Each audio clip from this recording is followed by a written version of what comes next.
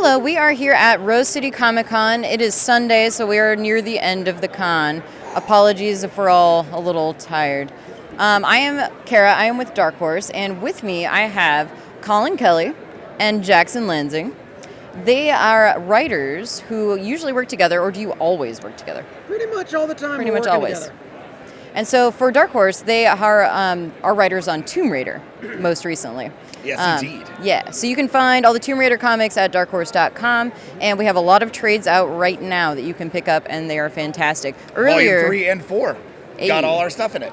Earlier, Philip Sevi was here too. He is one of the artists on Tomb Raider, also amazing. So thank you guys for joining me, or for letting me step here at your table, actually, because that's where we are now. Yeah. Yeah. So I just wanted to know some fun, casual questions so we could all kind of get to know each other. What is one of your favorite things about working in comics? The artists, truthfully. I can't draw to save my life. I can't draw a stick figure. So the idea of getting to work with incredible artists all the time, get to see what they bring forward in your work, how they interpret your work, how they add to the initial conversations that come out of Collin and I, that's always amazing. Plus you end up with all these friends with amazing ability to do art, which really just enriches your actual life in a really lovely way that has very little to do with comics. I love the deadlines.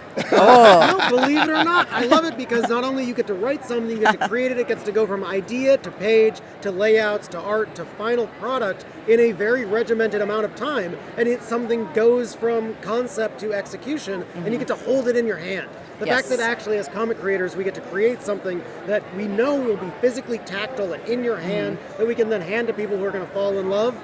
That's the whole ball game. Can you tell we work in Hollywood? We're sitting here being like, it doesn't take 7 years for a script to become a movie. Like, it's amazing. Yeah.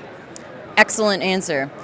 So next question, do you prefer heroes or villains, and why? To write. Yeah. Yeah. I figured. Yeah. I prefer heroes. Okay. I actually find most of the time that villains are, they're showier. They're a little easier to write because they have a little bit more ability to just kind of do what they want and be as crazy as they want. But a hero actually, when you can dial in what a hero truly is, what they represent, what they mean to the story, especially in superhero comics, but really everywhere. Like Lara's a great example. Yep. You can put Lara up against all kinds of villains. And in fact, we created a really cool villain, I think, in Tomb Raider Volume 4 to put her up against, who was kind of an inverse Lara. Good afternoon, everyone. It is 4:20 p.m. Oh. Have a little break. Show is closing. Dance break. Dance break.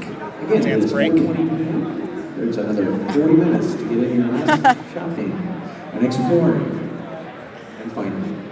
Con life. And we're done. All right, cool. All right. So we created this villain for Lara.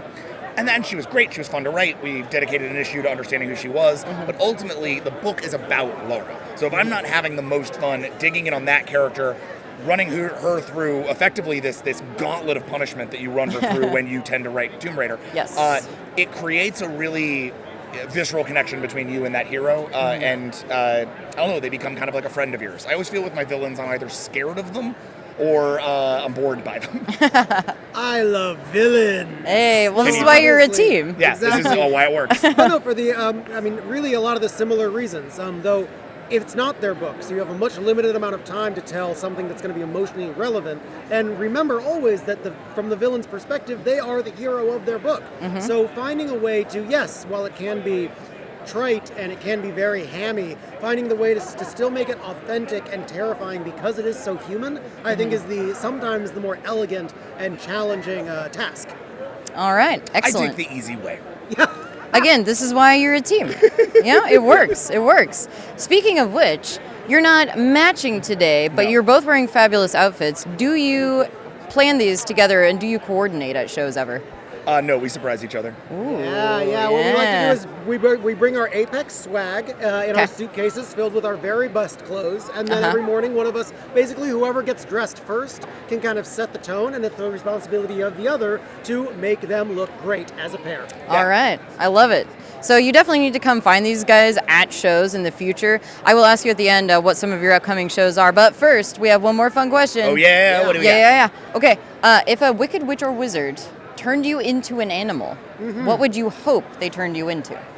Well, okay, whoa.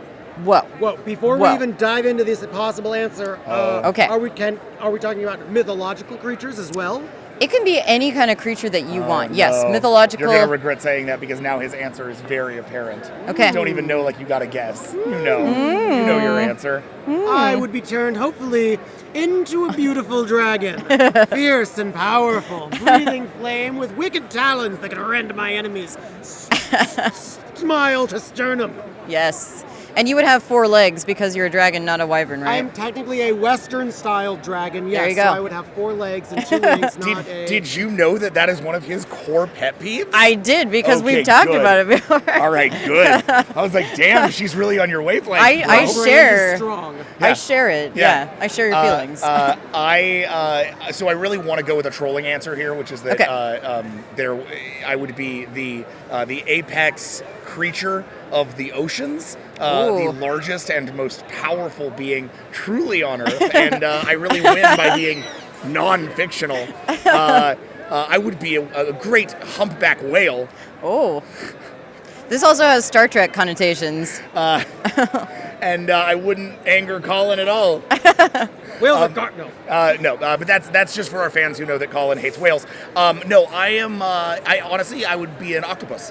Oh, okay. Octopi are Yeah. super awesome. They Yes. they are really, really smart.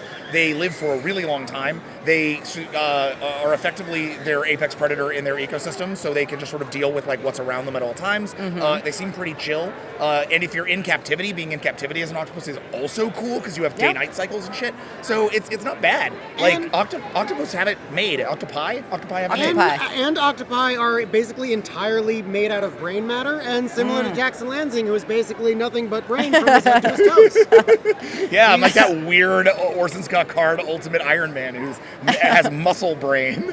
This makes me think of Krang, actually, or Ninja Turtles. I am Krang. Yeah. Fun fact. This is Krang, Yeah, right yeah. here. I grew up on Teenage Mutant Ninja Turtles, and you thought I liked the heroes, but no. No. I liked the villain. You like Krang. I like Krang, too. So, yeah. Underneath this, it's just a big diaper suit with a little brain in my stomach. Yes. Yeah, good times. Actually, I'm going to throw one more bonus question your way. Yeah. What's your favorite LaCroix flavor?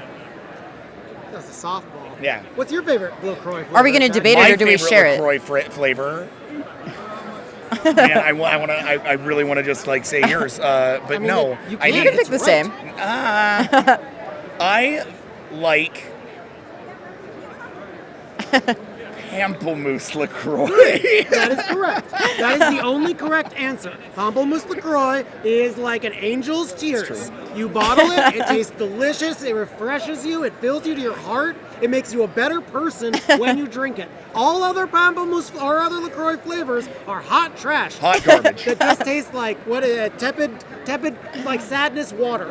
They are Sadness the ghost water. of a sound you heard in the other room. Somebody shouted "grape" from several blocks away, and then No. you tasted it. Grape flavor is never good. Nope. No, but no. Pamplemousse. Yeah. Yes. Ooh, For that those at home who is don't sweet know, ambrosia. that means grapefruit. It does, but Yeah. for whatever reason, unlike all the other LaCroix flavors, they call this one by its French name. Right, right. All That's, the other that's ones, true. they don't call it like That's the whatever only the French one. word for coconut is. They Right. just No, call they it- don't do that. Nope.